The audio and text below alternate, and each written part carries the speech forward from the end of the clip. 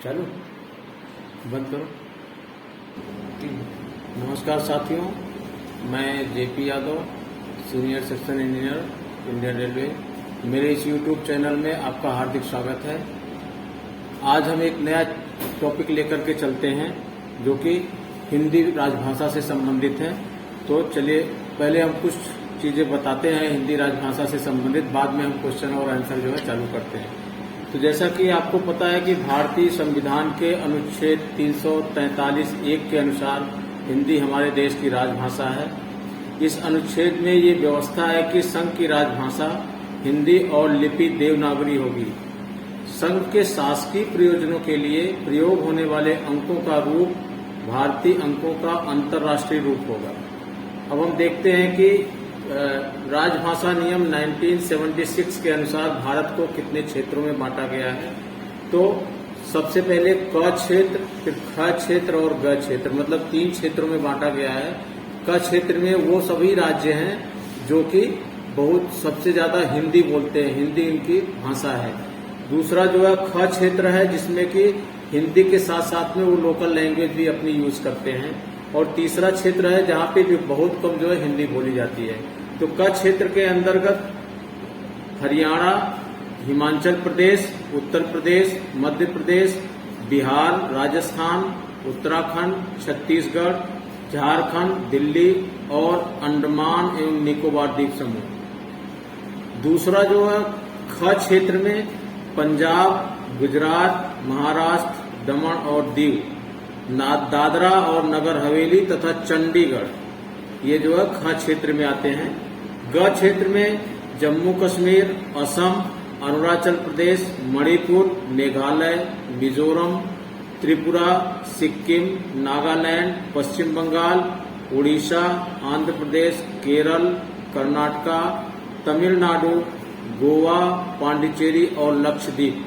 तो ये क, ख और ग 3 क्षेत्र में जो है राजभाषा नियम 1976 के अनुसार 3 क्षेत्रों में बांटा गया है। इसके बाद संविधान की जो 8वीं अनुसूची है उसमें कितनी भाषाएं हैं, उसमें टोटल 22 भाषाएं हैं, जिसमें कि हम क्रमवार आपको बताते हैं। असमिया, उड़िया, उर्दू, कन्नड़, कश्मीरी, कोंकणी, गुजराती, डोगरी, तमिल, तेलुगु, नेपाली, पंजाबी, बांग्ला, बोडो, मणिपुरी, मराठी, मलयालम, मैथिली, संथाली, संस्कृत, हिंदी और सिंधी, ये 22 भाषाएं जो 8वीं अनुसूची में शामिल हैं। इसके बाद राजभाषा अधिनियम 1963 की धारा 3(3) के अंतर्गत कौन से कागजात आते हैं जिसको कि हमको हिंदी में करना रहता है। तो पहला संकल्प, सामान्य आदेश, नियम, अधिसूचनाएं, प्रशासनिक और अन्य रिपोर्ट, प्रेस विज्ञप्ति, संविदा, करार, लाइसेंस, परमिट, सूचना, निविदा प्रारूप, संसद के किसी सदन के समक्ष रखी जाने वाली प्रशासनिक और अन्य रिपोर्ट और अन्य कागजात। अभी हिंदी दिवस कब और क्यों मनाया जाता है? हिंदी दिवस हमारा 14 सितंबर को मनाया जाता है। इसी दिन 14 सितंबर 1949 को भारतीय संविधान सभा ने इसे राष्ट्रभाषा का दर्जा दिया था, इसलिए हमें हिंदी दिवस 14 सितंबर को मनाया जाता है। अब किस किस स्तर पर जो है समितियां गठन की जाती हैं और उसके अध्यक्ष कौन होते हैं? जैसे हमारा केंद्रीय हिंदी समिति के अध्यक्ष जो है प्राइम मिनिस्टर होते हैं। हमारा रेलवे बोर्ड स्तर पर, रेल मंत्रालय स्तर पर जो है रेलवे बोर्ड के अध्यक्ष होते हैं। क्षेत्रीय स्तर पर जीएम साहब होते हैं अध्यक्ष। मंडल स्तर पर डीआरएम साहब होते हैं। और स्टेशन स्तर पर जो है जो स्टेशन का वरिष्ठतम अधिकारी होता है या मैनेजर होता है या पर्यवेक्षक सुपरवाइजर होता है, वो स्टेशन स्तर पर जो है उसका अध्यक्ष होता है। अभी ये 5 जो समितियां हैं इनकी बैठक हर साल में जो है 4 बार होती है, मतलब तिमाही आयोजित किया जाता है। तो जो तिमाही जो आयोजित किया जाता है उस बैठक में ये इंश्योर किया जाता है कि कौन से डिपार्टमेंट में क्या क्या चीजें, क्या हमारी हिंदी भाषा को कितना प्राथमिकता दे रहे हैं लोग, उसको इंश्योर किया जाता है। अभी हम चलते हैं क्वेश्चन और आंसर की तरफ, जो अक्सर जो है जीडीसी, एलडीसी और प्रमोशनल कोर्सेज में जो है पूछा जाता है।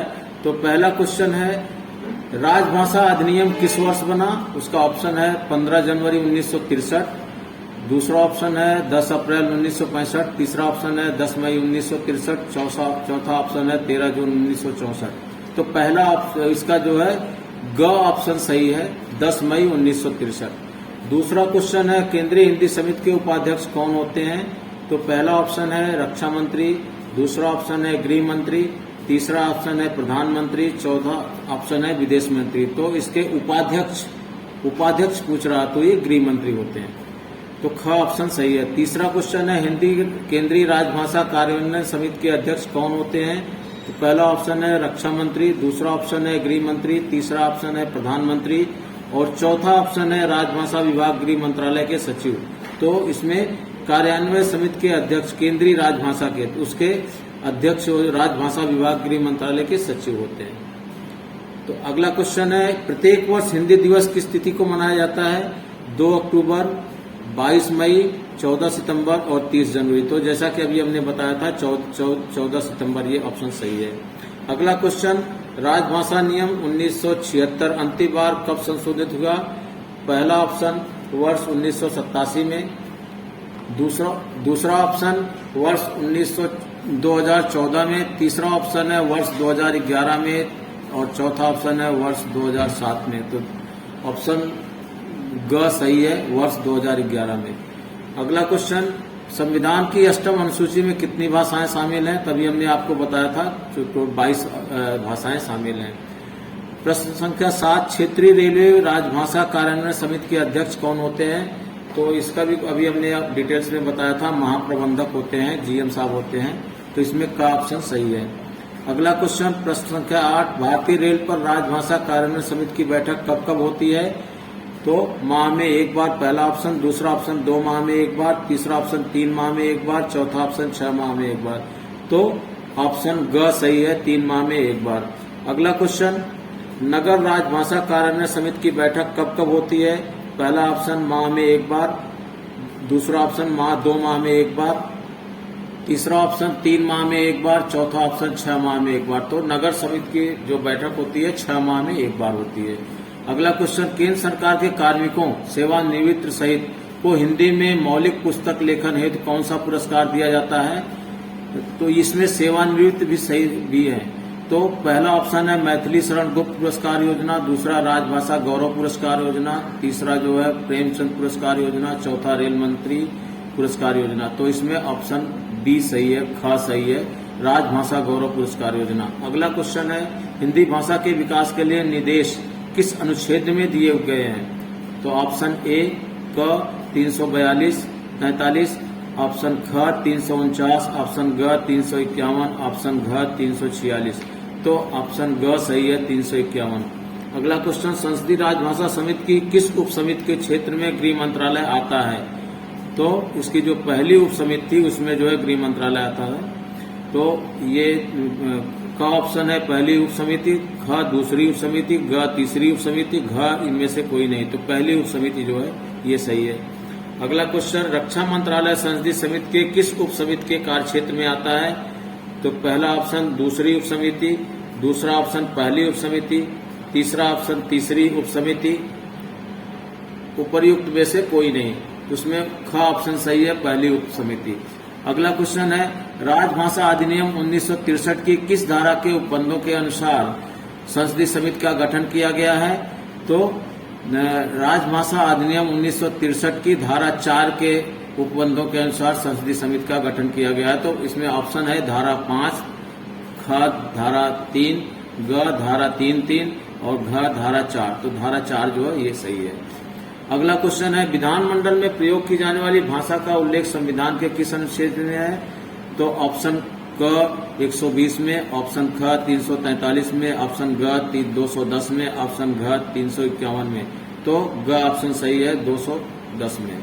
अगला क्वेश्चन है, संविधान के भाग 17 में संघ की भाषा से संबंधित अनुच्छेद 343 किस अध्याय से है?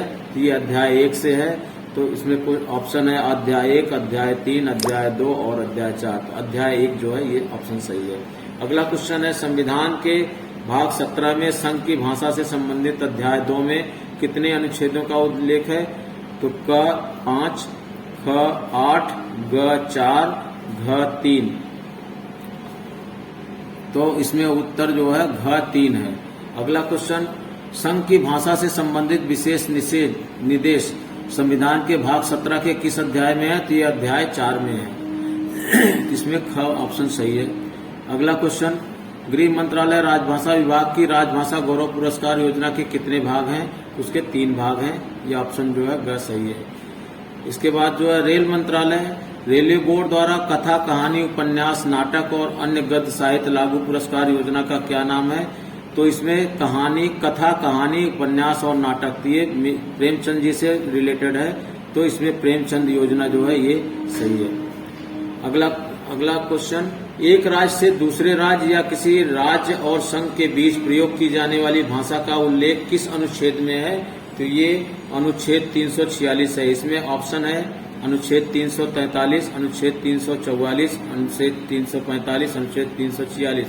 तो घ ऑप्शन सही है।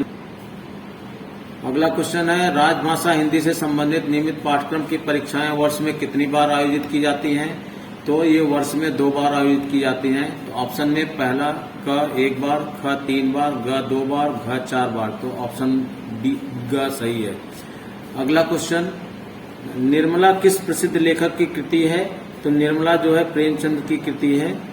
रानी केतकी की कहानी किसकी रचना है? इंशाअल्लाह खां की कहानी जो है। इसमें ऑप्शन बालकृष्ण भट्ट, देवकी नंदन खत्री, किशोरीलाल गोस्वामी, इंशाअल्लाह खां। तो इंशाअल्लाह खां की रानी केतकी की कहानी इनकी रचना है। अगला क्वेश्चन है कफन किसकी रचना है? तो कफन जो है मुंशी प्रेमचंद जी की रचना है। ऑप्शन में शहादत हसन मंटो, भीष्म साहनी, धर्मवीर भारती या प्रेमचंद। तो ऑप्शन घ सही है, प्रेमचंद। इनमें से ग क्षेत्र के अंतर्गत आने वाले संघ शासित राज्य कौन सा है जिसे वर्ष 2019 में शामिल किया गया? तो पांडिचेरी ऑप्शन है, दूसरा ऑप्शन लक्षद्वीप, तीसरा ऑप्शन गोवा, चौथा ऑप्शन जम्मू कश्मीर। तो इसमें जम्मू कश्मीर को ग क्षेत्र में जो है संघ शासित राज्य को 2019 में शामिल किया गया था। अगला क्वेश्चन है किन राज्यों में उर्दू को द्वितीय राजभाषा के रूप में घोषित किया गया? तो ऑप्शन है उत्तर प्रदेश और केरल, तमिलनाडु, महाराष्ट्र, कश्मीर और लद्दाख, आंध्र प्रदेश और बिहार। तो उर्दू को द्वितीय राजभाषा के रूप में जो घोषित किया गया था वो आंध्र प्रदेश और बिहार था। ये ऑप्शन सही है, घ ऑप्शन सही है। अगला क्वेश्चन हिंदी सलाहकार समिति किस मंत्रालय में गठित की जाती है? तो क सभी मंत्रालय में, ख गृह मंत्रालय में, ग शिक्षा मंत्रालय में, घ वित्त मंत्रालय में। तो इसका ऑप्शन सभी मंत्रालयों में हिंदी सलाहकार समिति गठित की जाती है। अगला क्वेश्चन है केंद्रीय हिंदी समिति में कुल कितने सदस्य हैं? केंद्रीय हिंदी समिति में कुल 41 सदस्य हैं। ऑप्शन का 41 सदस्य, ख जो है 65 सदस्य, ग जो है 45 सदस्य, घ जो है कुल 56 सदस्य। तो टोटल जो है 41 सदस्य हैं। अगला क्वेश्चन डोगरी भाषा किस राज्य में बोली जाती है? तो डोगरी भाषा जो है जम्मू और कश्मीर में बोली जाती है। ऑप्शन में असम, दूसरा ऑप्शन है जम्मू कश्मीर, तीसरा ऑप्शन है बिहार, चौथा महाराष्ट्र। तो जम्मू और कश्मीर ऑप्शन सही है। यदि केंद्रीय सरकार के किसी कार्यालय में 80% कर्मचारी हिंदी का कार्य साधक ज्ञान प्राप्त कर लेते हैं तो उस कार्यालय को किस नियम के तहत राजपत्र में अधिसूचित किया जाता है? तो नियम 10(4) में, ऑप्शन है 10(2) में, ऑप्शन नियम 10(3) में, ऑप्शन नियम 10(1) में, नियम 10(4) में। तो 10(4) जो है ये ऑप्शन सही है।